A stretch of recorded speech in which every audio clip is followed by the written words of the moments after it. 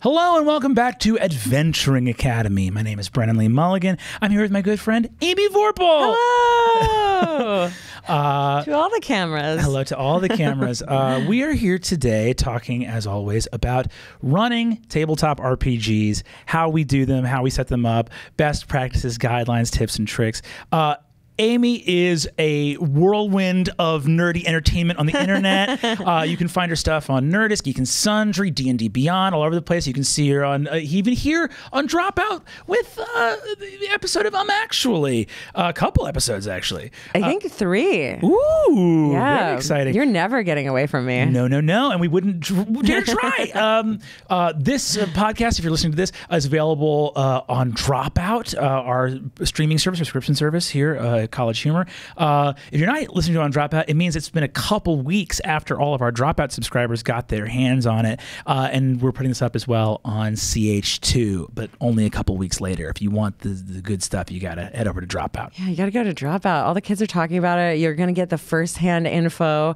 You know, you can know all the stuff that we say about each other way before everyone else. The biggest feature on Dropout is we have a giant gossip book. It's enormous, and it's all of our crushes and all of our beefs that we're having with each other. It's the good stuff. You really got to head over there.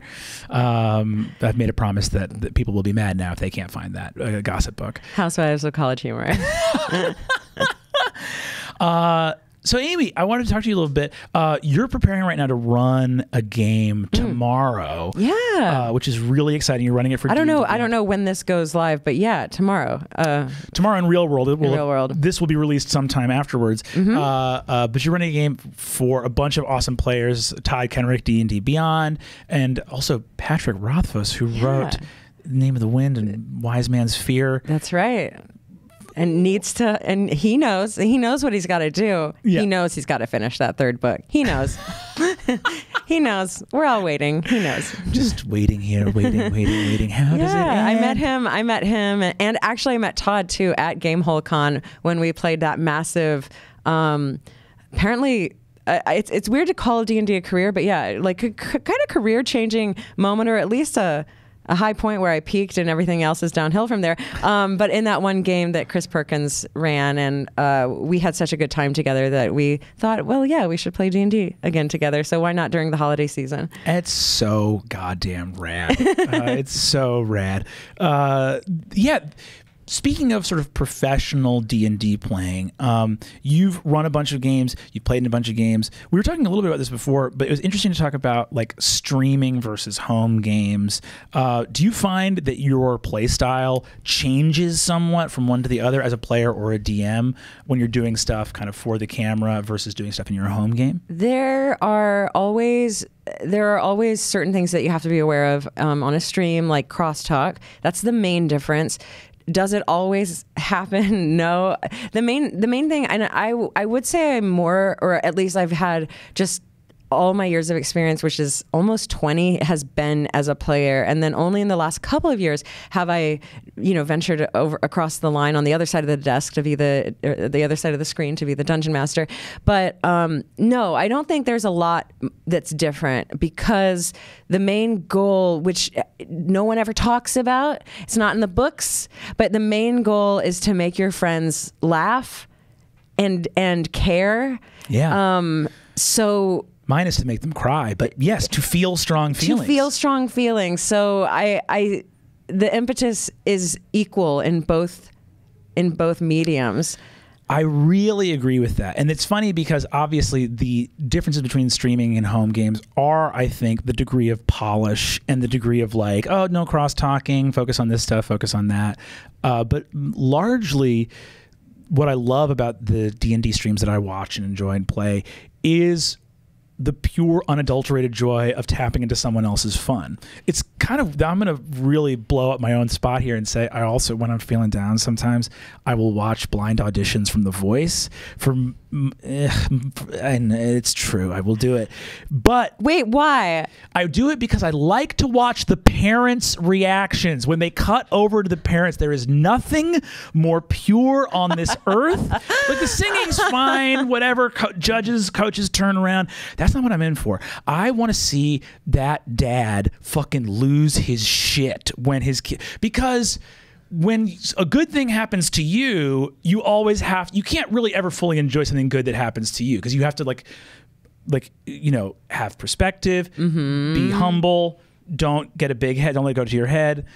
When you see these parents watch their kids win, it is the most pure, unadulterated thing. And I think a lot of why people enjoy streaming of any Let's Play or actual play variety, be it video games or something else, is you're watching genuine, authentic reactions. You're watching people really feel pure joy. And the other reason that we shouldn't take away from people is that as an adult, playing D&D and getting a group together is the hardest mother effing thing in the whole world. The key opponent, the key antagonist of that goal to get your friends together is children, is babies.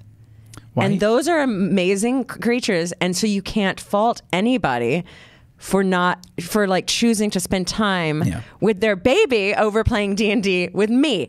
But getting a group of adults together for any reason, whether it's just to eat food or to hang out or talk, or to play D&D, is a feat in and of itself. Yeah. So we need to hold those glasses up. And sometimes you just can't do it because of your friends who have babies. So you come in on a stream, and ideally everyone isn't just performing. Everyone is hanging out and having fun, and you get to come along for the ride. Yeah, absolutely. Speaking of which, actually, this ties into, first of all, you can blame babies. I have, and I will continue to do it. You can blame babies. There's actually this, I want to talk about this because you're hitting on one of our lovely audience questions here. So I'll just, this is from Kamania. Our questions are submitted via our Discord server, our Dropout Discord server. So you guys sign up for Dropout if you want to submit questions and get them answered. Dropout, guys, seriously, why are you not on Dropout? There were 18 kids outside the office with skateboards today, and they were all talking about Dropout. And I was like, you guys know this is crazy. You're skateboarding outside where we make the stuff. Oh, wow. Yeah, they had tattoos. They had a song written about Dropout. They had a whole song. They just broke into freestyle rapping, and they were like, "Fuck you, old man. We don't want to hear your shit. We're talking about Dropout." And it was like, I fully worked there, and they were like, we didn't make the connection.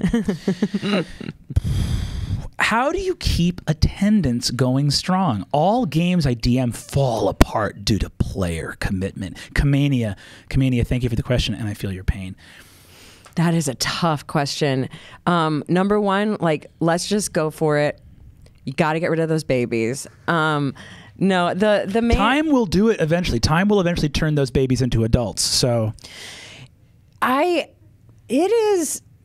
is tough. I will say, your game falling apart has nothing to do with you. Let's not blame ourselves. Life happens. Life gets in the way.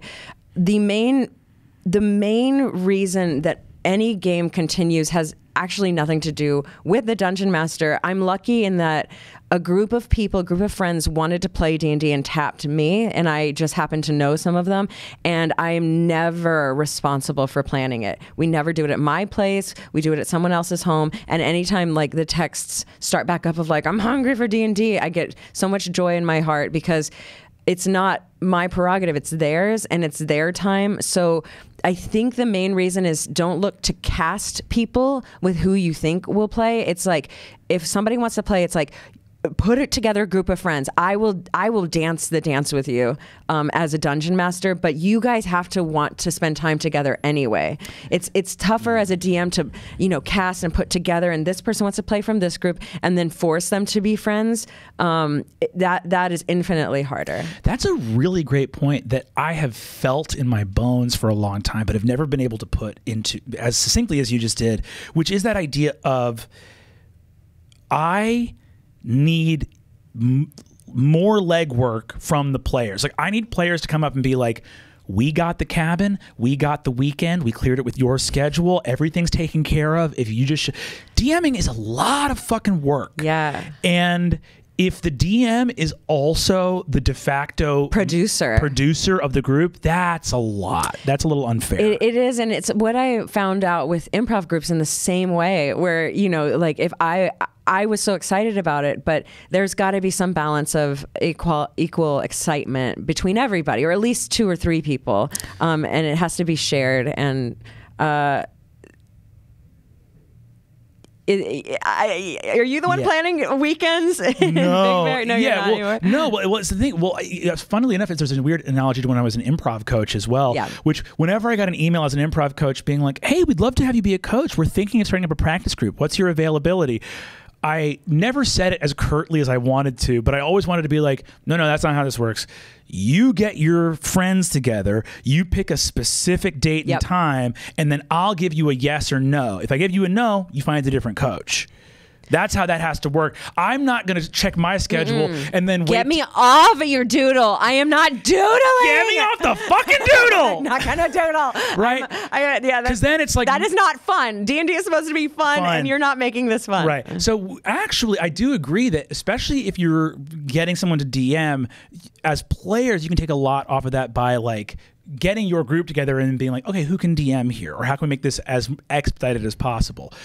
I will say this. So I kind of shouldn't weigh in on this issue because I have a little gem in my heart that I understand people are rightfully jealous of, which is, how do we get that gem? How do we get that gem? I have a game that I've been running for 9.5 years. Oh yeah, you can. Can I curse on here? Yeah, you can curse. You can fuck right off. I've been running it since I was 21 years old. It's a 3.5 D&D campaign. They are now at 17th level. Do y'all still play 3.5? You haven't? Still play 3.5. Okay. Yep, we still play 3.5. That crunchy, hockey sticky. I loved it. I came into D&D on 3.5. I have nothing bad to say about it. 3.5 fucking rules. Flanking.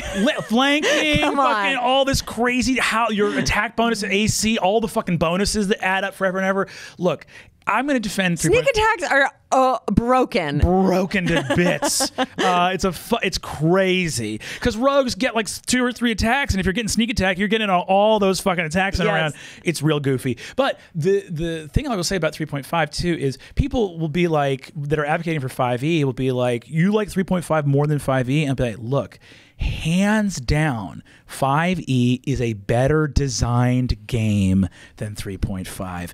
Merle's I didn't know where you were going with that, but okay, I'm glad we're on the same page. It's a better designed game. 5e is easier for new people to come into. You can make a first level character in 20 minutes instead of an hour.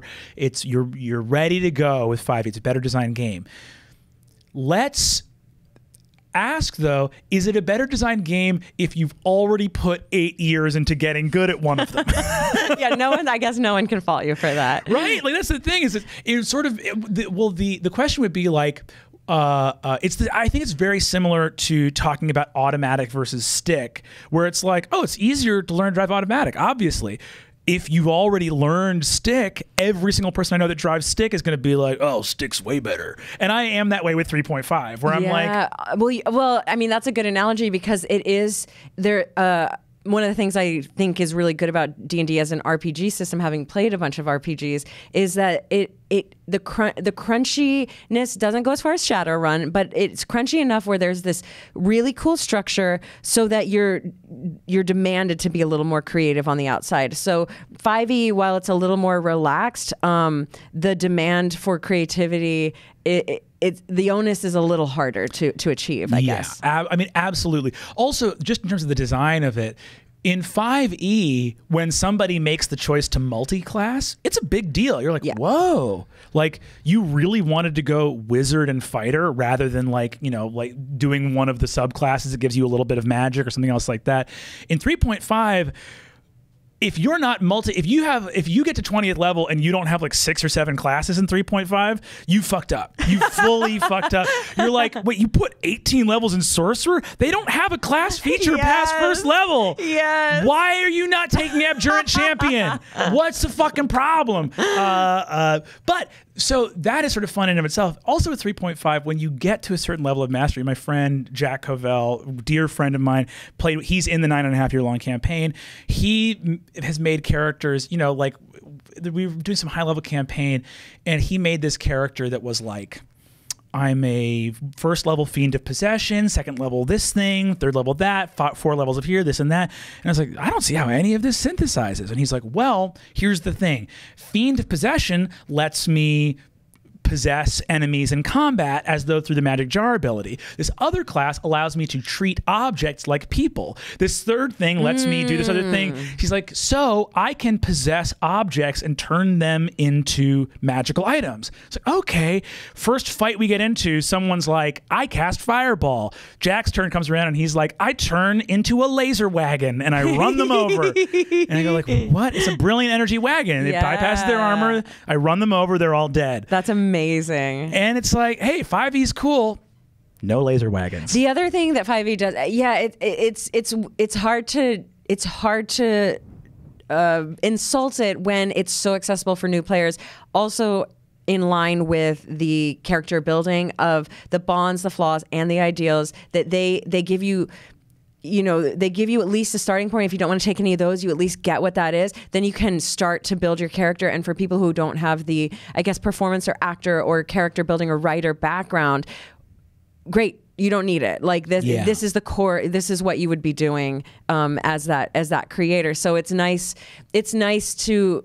It's kind of it's changed into where alignment is flavor now, and the bonds, ideals, and flaws are actually taking over how you play the character. I really enjoy that. And alignment has always been sort of a weird thorn in the side of D&D, where it doesn't feel as descriptive or appropriate for the level of nuance and complexity. The main thing I've run into, especially with new players, is they'll build their character. They don't quite understand alignment, blah, blah, blah. We get into the third session and they're like, wait, I wanted to be, I wanted to be chaotic. I wanted to be chaotic neutral. I chose lawful neutral. I don't want that. And you're like, well, fucking fine. Like, like what? Change it. I don't care. I don't give a shit. But like the building of it, it just seems so hammered in stone, and you get so like weird about it, where it's like, no. The bonds, ideals, and flaws will do that work for you. Don't even worry about it. Yeah, it's a funny thing. I think the reason D&D can't escape alignment, because it does.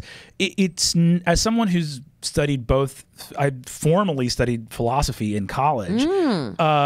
You know, the level of nuance that is missing by just going like lawful to chaotic, good to evil. There you go. There's like a lot of nuance missing in terms of really how people operate, and also in terms of psychology. Well, what I also get is like clerics or paladins who are like, so I'm lawful, but I have my own laws, and you know, where it's like, I made up a deity, and this deity is an anarchist, and that's who I serve, and you're like, well, oh yes, sure. Like, but why did you have to be like? Why do we have to make this a lawful thing? Can't like just to get our minds around it? Like, you're chaotic. You're clearly chaotic, sir. If I can get very cynical for a second, I would also say that mostly people are not motivated by ideological codes. Yeah, people okay, are motivated by impulse and construct ideological codes to justify and rationalize what they were already going to do. Maybe that's too cynical, but that's that's what it should be too, and that's where anyway. bonds, flaws, and ideals is actually kind of truthful. Because an old professor of mine had this great thing he said, where he said, on the level of individuals and civilizations, personality predates ideology. Meaning, before you were a fascist, you were a bully and an asshole.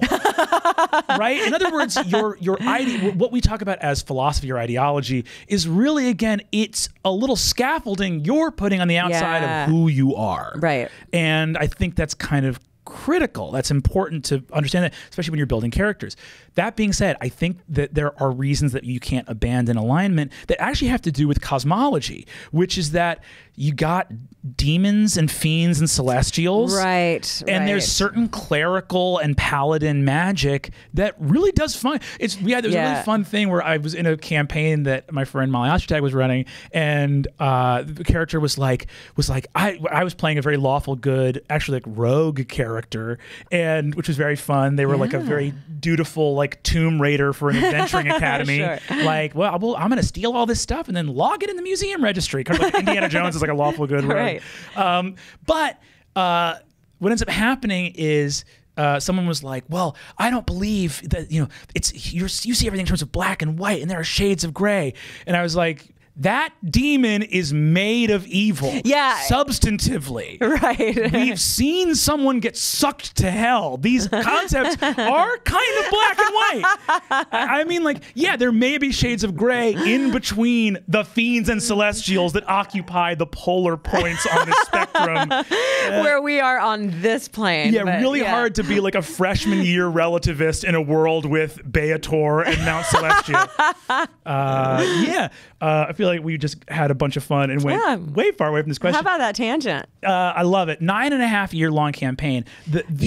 Congrats. Do you want an award? I don't know what you're doing here. Like, congratulations. We started playing when I was 21, and the campaign took off. It's called Aerodane. It's like a very Miyazaki steampunk-esque, like Zeppelins, but also like old forest spirits and muskets and sky trains and that kind of like, an age of innovation and exploration kind of thing. That's right? Amazing.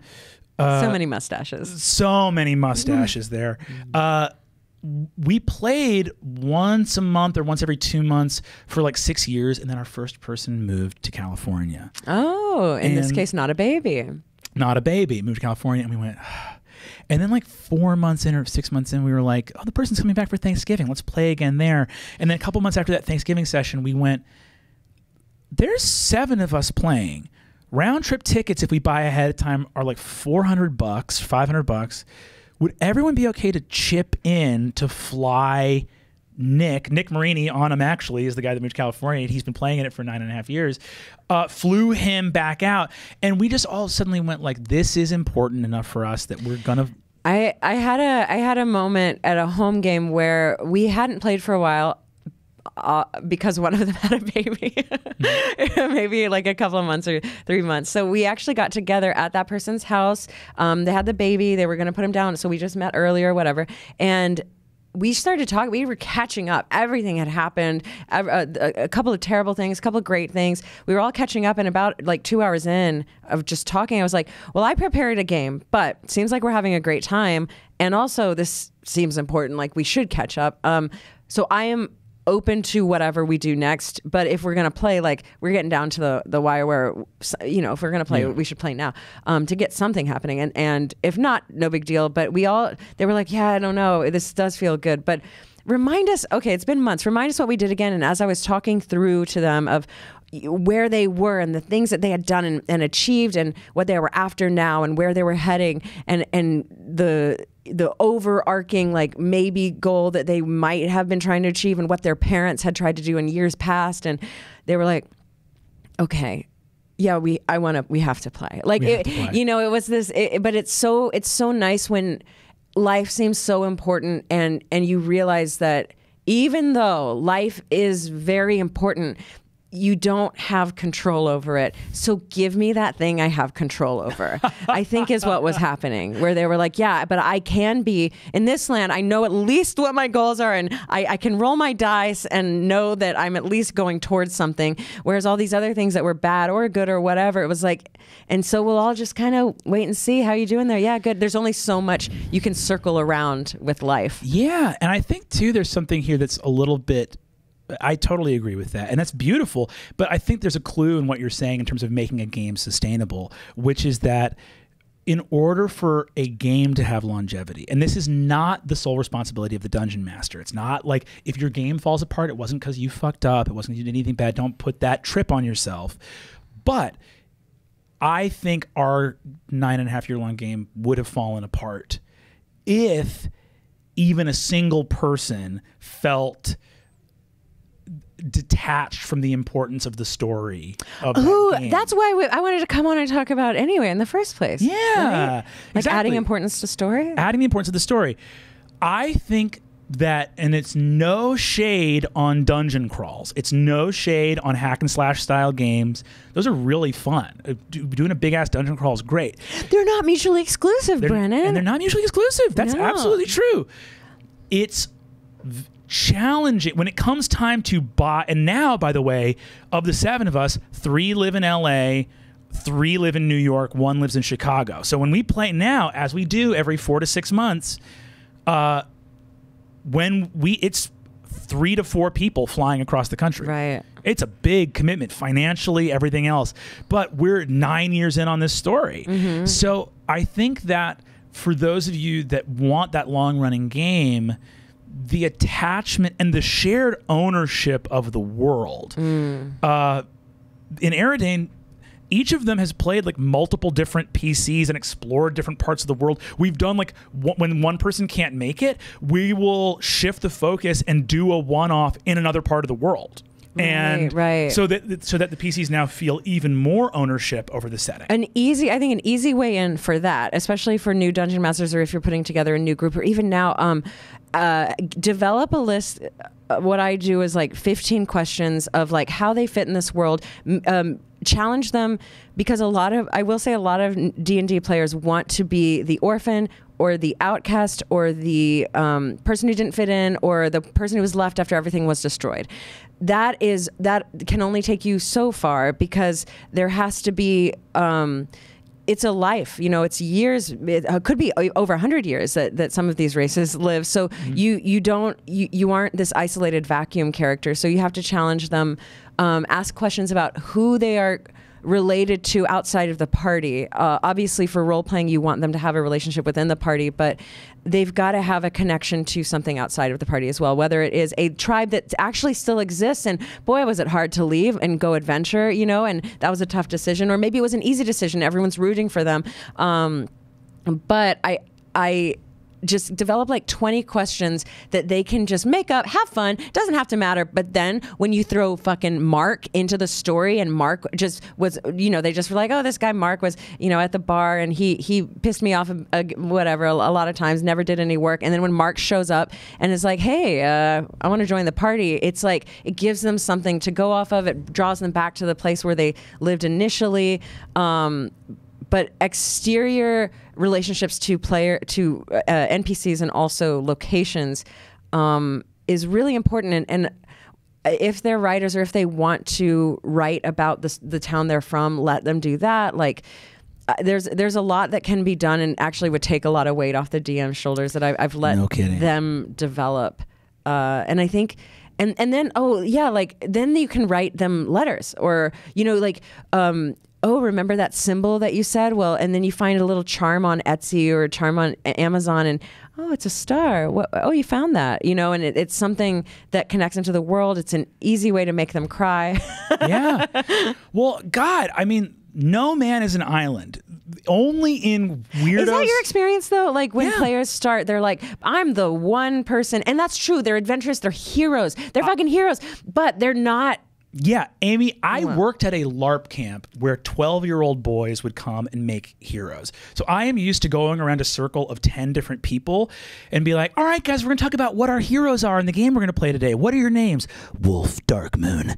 I'm an orphan. Best. My parents were killed by wolves, and then the wolves killed themselves, and then I killed the wolves again in the afterworld. And then the next one's my name is Damien Silverblade. I'm an orphan as well. I'm a loner. And you're like, oh, cool. So our team of Rangers is 11 loners in a row.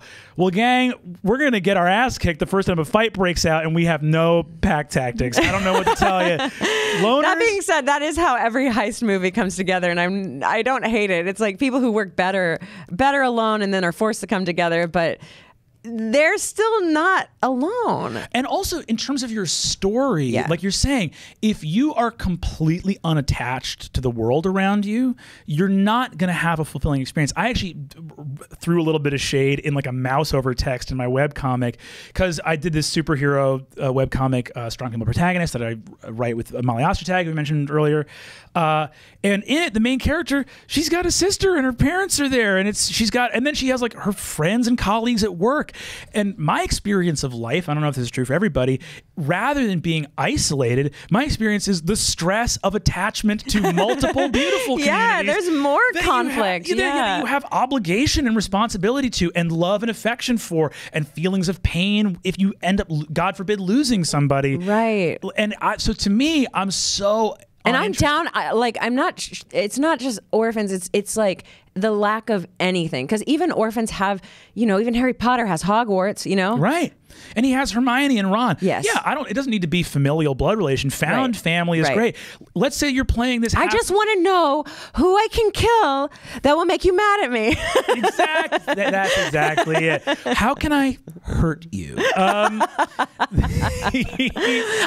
being said, when we were talking about dungeons and how to make those important, it actually is a lot easier when you have all that information from the players that they develop themselves, because you can be like, oh, this wasn't just a dungeon that I'm reading from a module that someone else wrote. No, this is the familial tomb. And I think that's how everyone should play Forgotten Realms, Faerun, anything that someone else wrote and developed. You're just you pick a city or you pick a thing, and then you come up with the way that works for you. And you get inspiration from it. But the dungeon or the tomb or whatever, put a person there or something that is like, oh yes, I knew your mother, or oh yes, I actually know who you are, and there's a prophecy, and it looks like you're here to fulfill it, or whatever. And every trap, someone set those traps. The dungeon just didn't SimCity plop down and dungeon traps. It's like somebody went through. You got to ask yourself why are there so many traps? Does this person trapophile? What's your deal? That's also something I do. Which is someone who just likes Mike Trap, right? Yeah, there you go. Exactly. Well, it's also funny too, because when you have something like a dungeon full of traps, you got to be very careful too. I very rarely use traps because I very rarely use traditional dungeons. Right. Most of the battle maps that I use are places of import for very dynamic. I'm much more likely to set a campaign in a war than in dungeon crawling. Cool. So the dungeons are going to be like this flying sky ship where there's enemy soldiers that you're fighting. That's the thing. I think that's going. I think the dungeon crawl, I don't want to say it's antiquated, but I haven't, as far as streaming and just what I play too, it's less, because it's just less fun and it's less used, I think, for that reason, because to go through where you're like, okay, now you see a door on the left, a door on the front of you, a door on the right. Which way do you go? Okay, this way. But that's an easy multiple choice answer of and pretty binary. Maybe it's tertiary, but it's pretty binary. And the better decision is, here are these people giving you these emotions, and they've got this visage, and these are the things that they're thinking. Now deal with humanity, as opposed to answering a multiple choice quiz. Yeah, and getting into the logic of how people interact with their environments is really if you have a bunch of living organisms living in a dungeon with traps, you telling me these goblins aren't constantly getting themselves darted in the ass by poison darts? They're gonna be like, take these fucking traps down. I had to walk through this passage every fucking day. Every time you say traps now, I'm only thinking of Mike Trap. Mike Trap, yeah. He does booby trap the office a lot. And every time he says, you got trapped. That's dumb, Brennan. That's real dumb. That's real dumb. So to wrap up that final thing of the 9.5-year-long campaign. Loud and clear. Loud and clear. Or rather to say, to wrap up Kamania's question here, I think that campaigns that become important stories to your players are going to be easier for them to prioritize. At the end of the day, what you're talking about when you're talking about commitment is, what are the reasons that we have to prioritize this over something else? Because the truth is, even with busy parents, even with everyone else, people are going to find a way to prioritize something that gives them sanity. No one's literally like, I wake up every day and serve others and then go to sleep and that's me time. For mental health, something, even if it's just watching a little bit of TV or some Netflix or something, is going to be a way that people self-soothe. And what you're asking yourself is, have we shared a story that is meaningful enough to us that we can prioritize it, not over children, God forbid, but over that 2 hours of Netflix? You're actually, the way that you're talking and the things that you're mentioning, it just reminds me of just dating advice, where you're just like, because it's so true. It just fits a lot of ways where you're like, when you first meet someone, or you play together as a party, take the pressure off. This doesn't have to be the 9-year commitment. Okay. we're going to see how this goes. And if we want to come back for another session, we'll come back for another session. And if one person gets replaced or we move it around, that's fine. Eventually we'll find the core. So the pressure of like really wanting the campaign, just sit back, relax, and let Mr. Right campaign find you. That's really true. And also Netflix. But also being like a parent about it, it's like, hey, if your campaign ended, it wasn't the one for you. It wasn't the one. There's another one. There's plenty of fish in the sea, bud. Yeah, I totally agree with that. I'm going to throw something to go back to an earlier topic we were talking about, which is that idea of, you alighted on this when you were talking about people making these kind of cardboard, two-dimensional characters, right? Or the idea of characters that aren't serving you. I'm going to bring something up which is a little bit controversial, and I think it's a job of the DM that doesn't get discussed enough, and I want to hear your take on this. What do you do as a dungeon master in the process of character creation when you're helping your PCs understand your setting to build their characters? Some people might not even know what I'm talking about. They'll be like, don't the PCs just make their own characters and show up? If you do that, that's fine. But I'm talking about, I think the most important unsung, unspoken role of a DM is to guide your PCs through the character creation process. What do you do as a DM when you know someone is fucking themselves over by making a character that you suspect pretty hard is not going to be fun for them to play? I've seen it happen. And I know this is wild. I see. Like you see. Give me an example. Here's an example. You've got a whole adventure set up. You got 4 players at the table. 3 of them have made really fun characters that all tonally match whatever you're going for. If it's a whimsical comedic game, they've made whimsical comedic characters. If it's a moody dark game, they've made moody dark characters with a lot to lose. And a 4th person says, my name's Trelbor, I'm a barbarian. I'm an orphan. I don't have any, I don't know, I don't have a reason to be adventuring, but I'm a barbarian.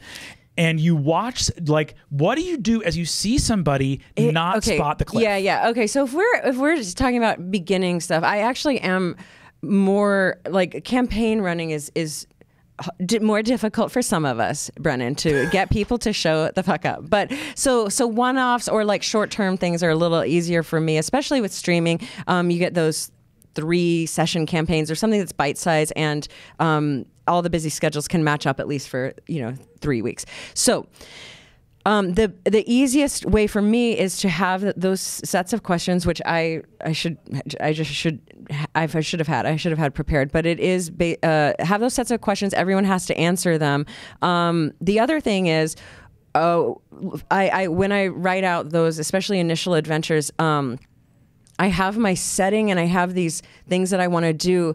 For instance, so tomorrow I'm doing a holiday themed one, and we're celebrating Jingles Hearth in Succumber. So the first thing out of the gate, I'm like, it's basically Jingles Hearth is what we all establish as whatever we celebrate over the holidays, the end of the year, celebration of the failures, but also successes and how they change us as a person. So let's celebrate that. It's cold, but here we are warm together.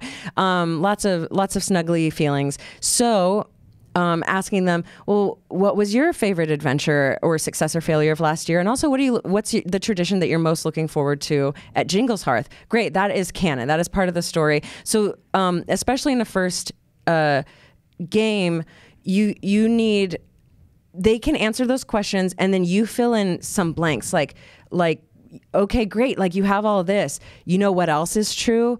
You actually know the name of the people you watched get murdered, or the person, you know the name of the person who killed your parents that you watched from under the bed. You know that, and you also have this item left behind from your parents. Like, they didn't die and you just cried for years. There was a sense of, there's just more, you just yes and them, I guess. So I haven't run into yet people building characters that they don't love or that get them in trouble.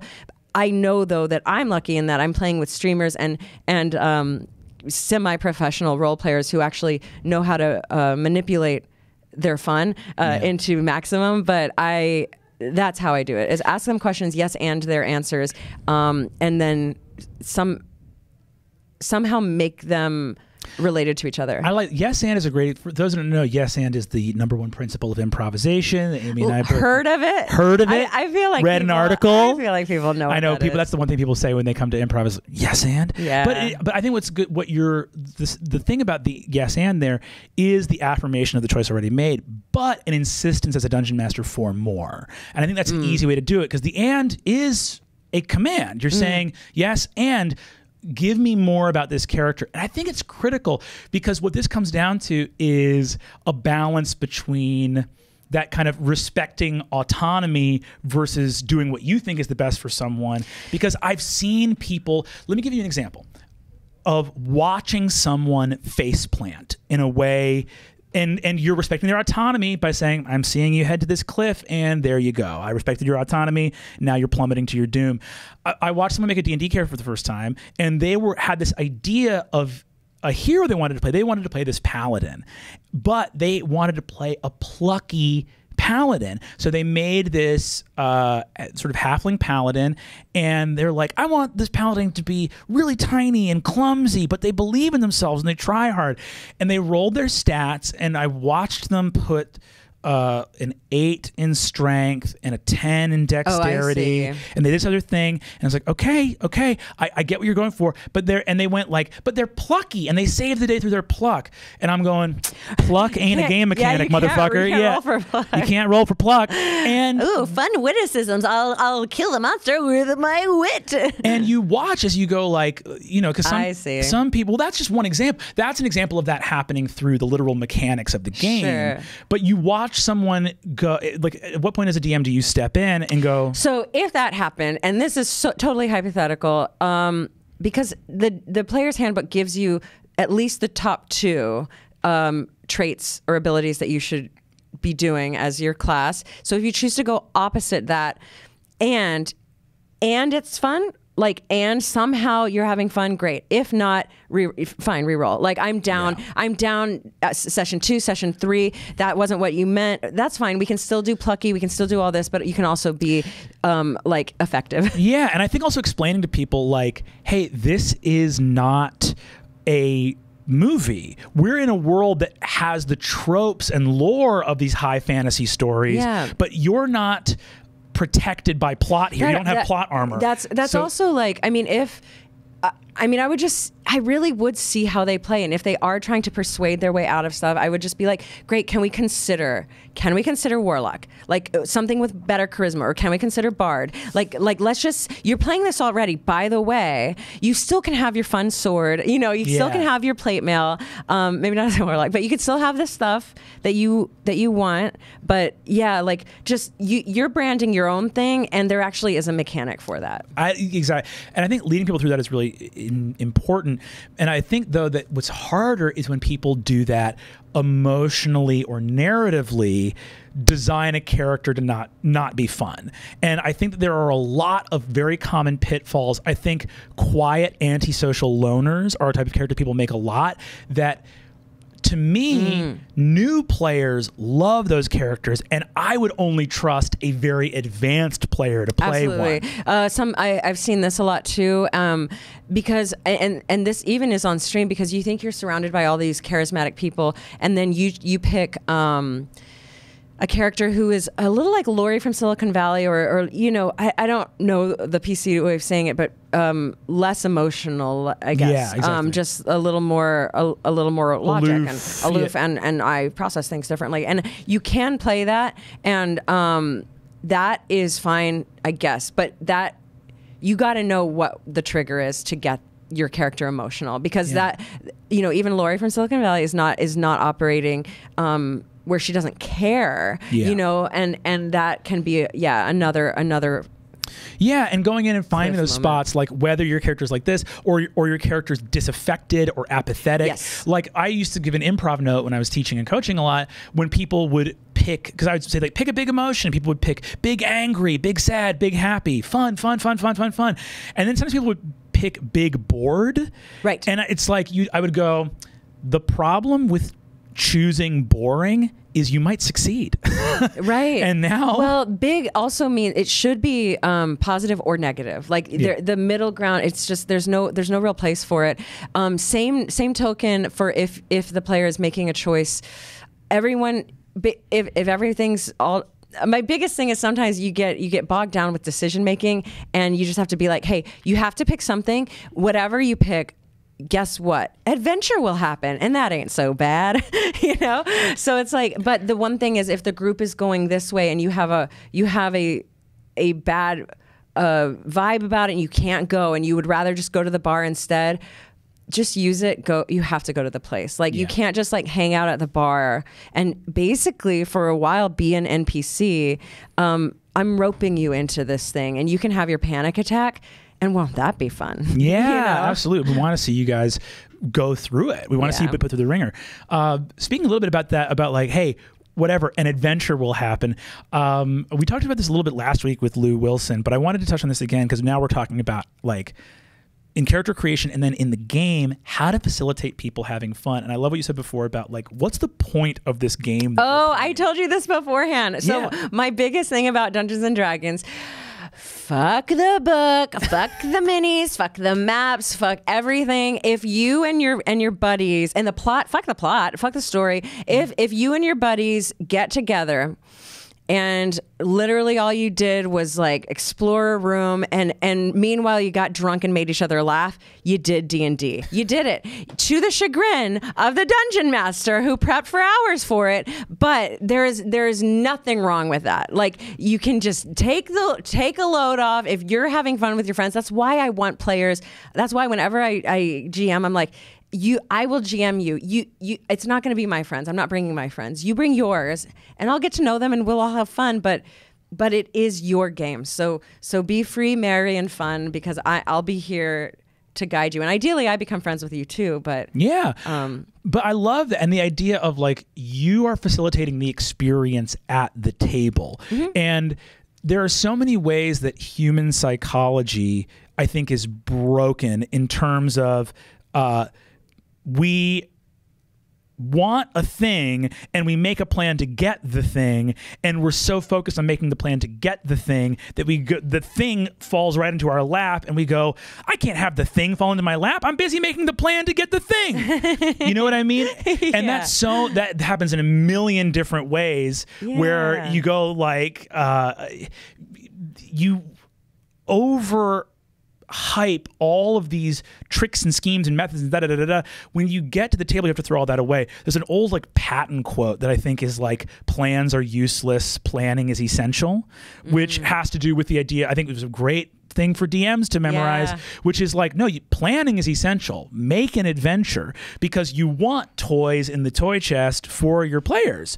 If they're not feisty that night, you should have stuff to throw at them. Yeah. But remember that if shit hits the fan and everything goes sideways, the thing you came to do was have fun. And the thing you came to do was be here for these people at the table. And if we're going on that metaphor, it's just expect the toys to be broken. Keep that toy chest there, though. Like, keep the toy chest locked, because you got to know there are certain things you have to know, and a lot of it is just story points of the best D&D games are actually mysteries. Like they are mysteries. They're figuring it out, knowing a certain level of information and operating from what you know, getting to the next level of information of what you know, and then going there and then doing what you got to do there. That wasn't what you thought either. So now you're doing this thing and this cause and effect roller coaster. That you have to know, and it just doesn't matter if they know it, because they'll break everything along the way, and you got to know what the consequences are, but it doesn't have to change. You know, like you can drop a clue here. Oh no, they didn't go to the blacksmith, they went to the bar instead. Oh, okay, well that NPC knows the info then. You know, like they can't break it too much, especially if they're having fun. That's also a thing too, is to recognize that there's not this big distinction between prep work and writing ahead of the game happening and then you executing your own script. You're still writing when you're doing the game. I would like, this is a what not to do. I got very upset this one time. I was a player. We were playing a longer campaign, probably like 2.5 years. Okay, don't judge. It was longer for me. Wow, but it was, 2.5 years. I know. It was like 2.5 years, and we'd established this character. Her whole thing was needing family, and everyone. She would just call everyone family, and that was her whole deal. There was one bad guy that I had written out in my backstory, and we played that. We got to the point where we killed him. Then the next game, without talking to any of us players, the next thing was like, and now 10 years have passed, and something has happened where your character's notion of family has basically turned into communist comrades. So like, join the family. Are you part of the family? And like, in 10 years, a whole political downfall restructuring happened throughout the entire land, and now my character was the bad guy, which wonderful plot hook. Wait, the DM turned your character into a villain without talking to you? Basically. And then, so the first thing I did, I was like, I have to sneak away and hide. Like, my character, this isn't what I wanted. This is crazy. And I need to hide myself from everything. And so what happened was I did, and I snuck away and from the party, from everything. I was going to go into the mountains, and he goes, well, great. Now you broke the game. And I go, well, no, I didn't. Fuck that guy. I made a choice. Because of the circumstances that I was given. And what else could have happened is the other players were like, hey, where'd she? Oh, I woke up, and where'd she go? We'll go find. One of them had scry, like, well, this wasn't. I didn't break anything. I guess the impetus is you can't be married to what you do. If you make a big choice, everyone else is also allowed to make a big choice. Yes. And as a DM, you may get told no. Like, no. Yes. No, I'm not doing that. First of all, that's amazing. So he wanted like what, a weird PvP campaign where you were going to be fought by the other players at the table or something like that? It's not worth getting into motivations or anything like that, but it's a lesson, I think, and I've taken that. I've actually taken it to heart. It was a learning experience, I think, for everybody, because the way D&D's built, it's a joke now when people are like, did you win D&D? And the fun answer is, there's no winning. You can play forever. But that's what it is. Yeah. It's a TV show. It's not a movie. There's no end. First of all, I dislike the weird libertarian values of that 10-year shift, making what's wrong with communism? We're all a big family. Great. Yeah, we're all passengers on Spaceship Earth. Go fuck yourself. That's just me. But I will also say that, you have to talk to if you're going to do a 10-year time jump, your job as a DM is to go, what did your characters do in the interim? It's the same rebuilding. It's as if they're entering into the new thing. So re-ask the questions. Let them know where you're coming from. Who's to say I wouldn't have been like, oh wow, that's interesting. Yeah, I know he wanted me to go fight the person who flipped that on a dime. I would say this is a very usable piece of Dungeon Master advice for those of you who are watching that, because we talk a lot of grand theory here on the show, but here's something really really consequential that you can just do. I would say be really careful, be really fucking careful with trippy form bending stuff. In terms of like, it's 10 years, you're all different people. Okay. All of you guys lose your memories and your abilities. Okay. Things that the whole point of what your PCs are trying to do, they're playing a different game than the DMs. I often say this. The DM's playing a different game than the players are. The DM's playing a game about imagination because the DM's coming up with shit constantly. The PCs aren't coming up with anything. They are immersing. They're not imagining, they're immersing. They have one character. They're getting sensory information. Yeah, and when you are building the game and being a dungeon master, the simple answer is the best answer. If they know what the goal, like there was a time when somebody said, I get that I have to kill this guy. I have no idea how. And I'm like, great. I didn't tell you. You know, like it's the simple answer. It's like, if you kill this guy, give them a way to kill it. If there's a puzzle, give them a way to solve it. Like they want that. Like they don't want it spoon fed necessarily, but the simple answer is better. Don't develop this intense mystery where they're like, oh, the clue thing that you said, 5 sessions ago that no one's going to remember because we were all drunk. That's the answer? No. Like the journey of just walking to the thing will be exciting for them. Yeah. It should be. They're going to encounter whatever they encounter and bond together. It is a huge deal to kill someone's character in a game. Even more than killing someone's character is causing them to have to change their identity when they didn't want to. Because if you kill a character, they're still them in Mount Celestia somewhere, doing some shit like robbing memories away, changing what someone's values were. Although robbing memories is like a really fun like game tactic. I am going to beg to differ. And or I guess I'll offer a caution against that. All that a character is a pastiche of a couple different changes on top of your own mind. So if you, I come from a LARPing background. When we had LARPs where people's memories were robbed, effectively like your memories are gone.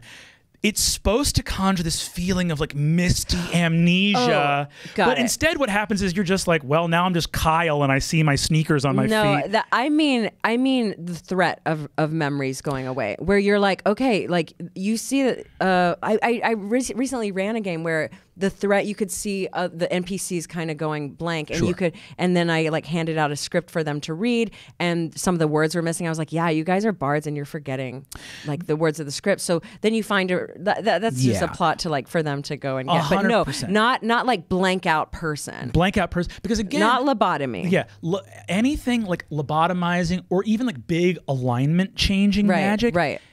I'm not saying never do it, but I'm saying that has to be the person's number one toy they're playing with at the table is this identity they've crafted. And when you start fucking with that, it actually makes the game even less fun than if you killed the character. We played a 2nd edition game back in college, and one guy had his character flaw was amnesia, but the workaround was he had an amulet that let him remember who his friends were.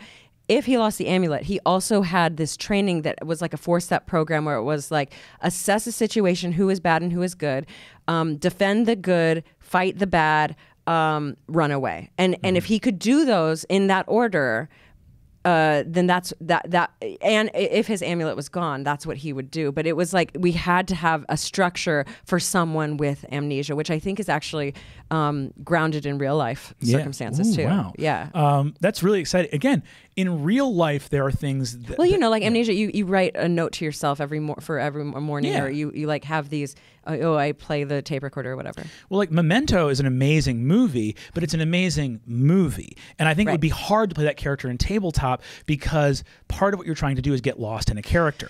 Right. And that can be hard to do when that stuff is disappearing.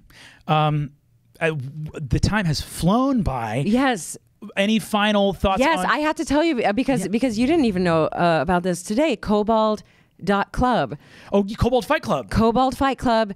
Go to kobold.club and it gives you, it does all the math of mechanics and encounters for you. You can plug in how many players, what levels they are. You can search monsters and everything by the books, by type. It's a big old cheat. It's what a tool. Amy blew my mind coming into the office today. Kobold Fight Club. Whew, talk about a lot of work taken off your plate. Rock and roll. Amy, thank you so much for coming on this show today. It was a pleasure having you. I love talking about D&D. I'll do it all my life. Thank you for having me. Thanks so much, guys. Hey guys, it's Brennan from CollegeHumor. Click here to subscribe. Click here for more fun stuff. And please keep watching, because if you stop watching, I start to vanish. You get it? I'm not really real. I'm just a thing on your screen.